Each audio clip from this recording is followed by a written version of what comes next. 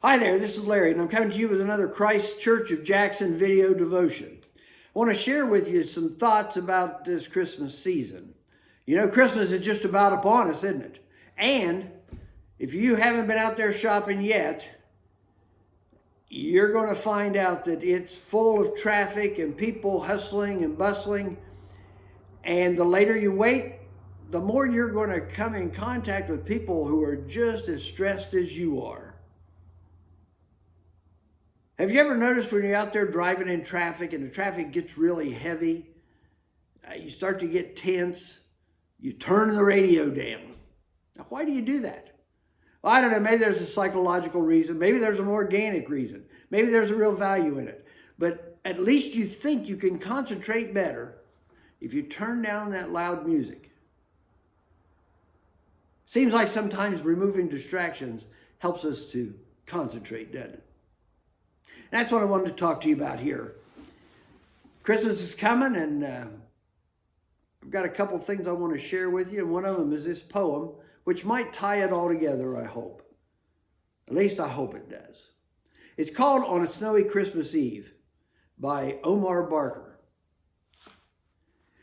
'Twas the night before Christmas, and out on the ranch, the pond was froze over, and so was the branch. The snow was piled up belly deep to a mule, and the kids were all home on vacation from school. And happier young folks you never did see, just all sprawled around and watching TV. Then suddenly, sometime around 8 o'clock, there came a surprise that gave them a shock. The power went off, the TV went dead. When Grandpa came in from out in the shed with an armload of wood and the house was all dark, just as I expected, they heard him remark. Them REA wires must be down from the snow. Seems sort of like times on the ranch long ago. I'll hunt up some candles, said Mom, by their light, and the fireplace, I reckon, we'll make out all right. The teenagers all seemed enveloped in gloom. Then Grandpa came back from a trip to his room, uncased his old fiddle and started to play that old Christmas song about bells on a sleigh. Mom started to sing, and the first thing they knew, both Pop and the kids were all singing it too. They sang Christmas carols, they sang Holy Night, their eyes all ashine in the ruddy firelight. They played some charades Mom recalled from her youth, and Pop read a passage from God's book of truth.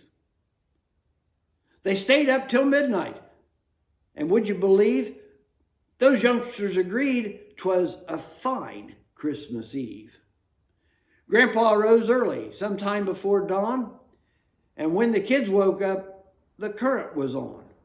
The REA sure got the wires fixed quick, said Grandpa, and no one suspected his trick. Last night, for the sake of some old-fashioned fun, he had pulled the main switch, that old son of a gun. Removing some distractions. That's what it's all about, isn't it? A really good friend of mine gave me a devotion. It wasn't particularly about Christmas, but I think the message is very, very special, and I think we can apply it. It says you awoke this morning to a worldwide chorus that most won't hear today. Psalm 148 opens our eyes to the reality of this chorus, drawing our attention to the praise echoing from every corner of creation. Even more, the ancient Hebrew poem continues to extend an invitation to each one of us. Make today a day of praise. Tune your heart and blend your voice with the members of the magnificent chorus who have been singing praises of their Creator for millennia.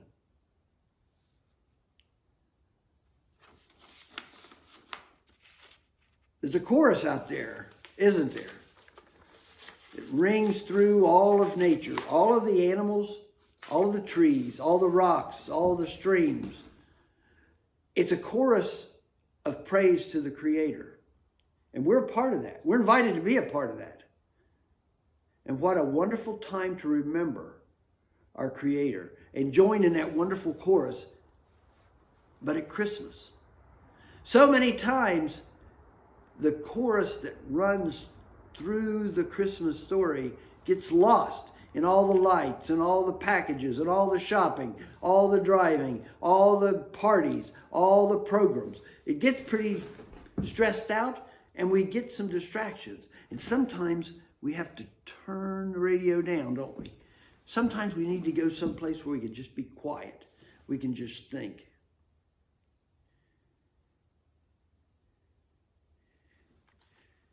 In the Bible, in chapter 2 of the book of Luke, it talks about the shepherds. It says that they came after the angels appeared to them, and there was a mighty chorus in heaven. And then the angels disappeared. There wasn't a chorus anymore, but the shepherds came with haste, and they found Mary and Joseph and the babe lying in a manger. And when they had seen it, they made known abroad the saying which was told them concerning this child. And all they that heard it wondered at the things which were told them by the shepherds. But Mary kept all these things and pondered them in her heart. And the shepherds returned, glorifying and praising God for all the things that they had heard and that they had seen, as it was told unto them. So they returned back to where they were, watching their sheep. They had come and they'd seen the baby Jesus. They'd seen Mary and Joseph there in the stable. The chorus of the angels had ceased and everything had gotten quiet. But when the shepherds returned, they were glorifying God and praising Him. They carried that chorus in their heart. This Christmas, let us carry that chorus in our hearts. Maybe it's not on the radio. Maybe it's drowned out by the muzak in the stores. But in our hearts, knowing Jesus, we can carry that chorus with us. That peaceful, quiet chorus. Maybe you need to get someplace really quiet. Turn the radio down. See if you can regain that chorus that maybe has gotten drowned out a little bit. In the holiday classic movie, Merry Christmas, Charlie Brown, Charlie Brown in his frustration cries out, "Doesn't anybody know what Christmas is all about?"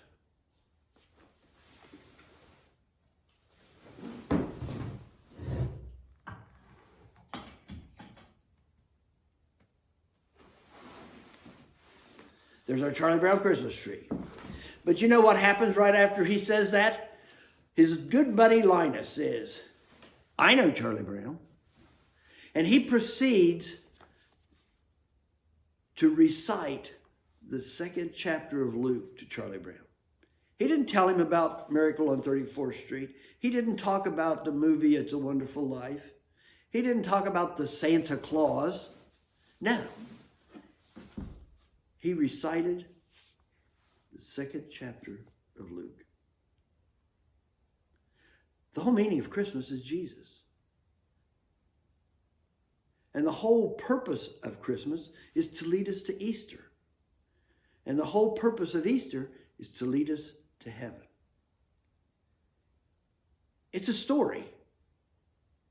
It's a never-ending story. It starts at the manger, goes through the shore of the Sea of Galilee, goes through Bethesda and Bethany and Jerusalem, and leads us to the cross. And then from the cross, it leads us to a tomb that's empty, because Jesus rose from the dead and he ascended back to heaven where he came from, and the circle was complete. And one day he'll come back and get us. We'll join him and all of our loved ones. But that story starts with Christmas. For God so loved the world that he gave his only Son, that whosoever believes in him will never perish, but have everlasting life. Now that's a quiet chorus that we should bury deep in our hearts and keep for times like this when it gets stressful and we just need to turn the radio down. I hope you have a wonderful Christmas, a blessed new year, a healthy and happy new year. And I hope that you enjoy this season the way it should be enjoyed. And in the meantime, Merry Christmas, and we'll see you all later. Bye now.